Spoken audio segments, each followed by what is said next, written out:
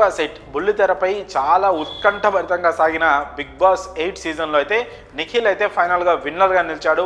గౌతమ్ అలాగే నిఖిల్ టైటిల్ కోసం పోటీ పడ్డారు. ఫైనల్గా హైయెస్ట్ ఓటింగ్స్, ఆ మార్జిన్ తక్కువ ఉన్నప్పటికీ హైయెస్ట్ ఓటింగ్ వల్ల నిఖిల్ విన్నర్గా గెలిచినట్లు నిర్వాహకులు అయితే వెల్లడించారు. సో ఆ బిగ్ బాస్ 8కి హోస్ట్గా వ్యవహరించిన నాగార్జున అలాగే స్పెషల్ గెస్ట్గా వచ్చిన రామ్ తరుణ్ తేజ్ ఇద్దరు కలిసి విన్నర్ని అనౌన్స్ చేసి విన్నర్కి ట్రోఫీతో పాటు 55 లక్షల చెక్ను కూడా అందించారు. అలాగే రన్నరప్గా నిలిచిన గౌతమ్ కూడా 25 లక్షల బహుమతి అయితే అందించారు. సో కానీ ఇక్కడ బిగ్ బాస్ 8 విన్నర్గా నిలిచిన నిఖిల్కు మాత్రం ముఖ్యమంత్రి సీఎం రేవంత్ రెడ్డి మాత్రం షాక్ ఇచ్చినట్టుగా తెలుస్తూ ఉంది. అదేంటంటే సాధారణంగా బిగ్ బాస్లో గెలిచిన వాళ్ళంతా ట్రోఫీతో బయటికి వస్తూ ఒక పెద్ద ర్యాలీ, ఎందుకంటే బిగ్ బాస్లో ఆడే వాళ్ళందరికీ కూడా కొంతమందికి చాలామంది ఫ్యాన్స్ అవుతా ఉన్నారు.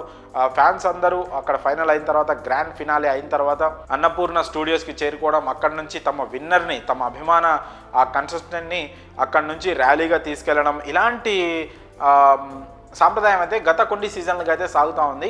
సో ఈ సీజన్కి మాత్రం అలాంటి వేటిని కూడా ప్రభుత్వం అయితే అనుమతించలేదు. ఆ ర్యాలీలు కానీ, ఆ హడావుడిని కానీ, ఫ్యాన్ వార్స్ని కానీ, ఈ వేటిని కూడా గవర్నమెంట్ అయితే అనుమతించలేదు.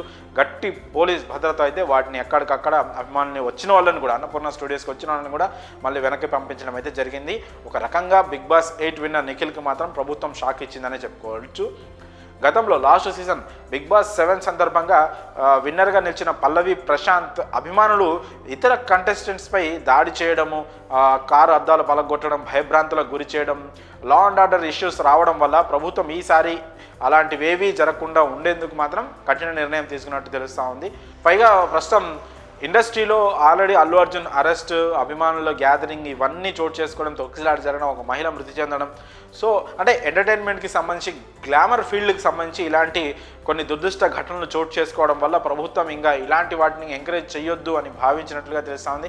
అందులో భాగంగానే ఇప్పుడు ఈ బిగ్ బాస్ 8 విన్నర్ ర్యాలీని ఏదైతే అది జరగకుండా అభిమానులను అక్కడ నుంచి పంపేయడం జరిగింది. అప్పటికి కూడా గౌతమ్ అలాగే నిఖిల్ అభిమానుల మధ్య అక్కడ ఒక ఉద్రిక్త వాతావరణం కూడా అన్నపూర్ణ స్టూడియోస్ దగ్గర రాత్రి సమయంలో చోటు చేసుకున్నట్లు కూడా తెలుస్తూ ఉంది. సో అందుకనే గట్టి పోలీస్ భద్రత ఏర్పాటు చేశారు. పెద్ద ఎత్తున అక్కడ బందోబస్తు పెట్టి మరి అభిమానులను రాకుండా వచ్చిన వాళ్ళని ఇంటికి పంపించడం జరిగింది.